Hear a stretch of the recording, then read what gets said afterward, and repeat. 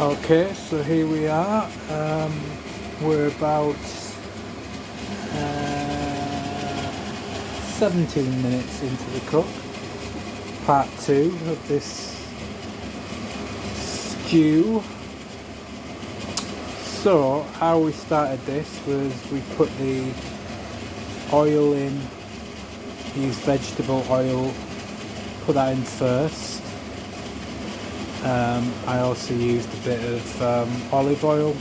Some people say it's not good for cooking. I don't know. I like to mix it up. Then I put the onion in, let that mix in as a base. Then I started adding some of these vegetables. I normally use fresh vegetables. This time I just thought I'd try using frozen, so we'll see how that goes. Then I added the corn pieces, which you can see here. Then I added the chickpeas and the chickpea water, which is the liquidity that you can see here. Okay, so you don't want to mix it up too much. You want to let it actually cook. So I've got it on a low setting. Turn it up high for a little bit. Just let it boil. Give it a little bit of a gap so that some of the air the steam can escape.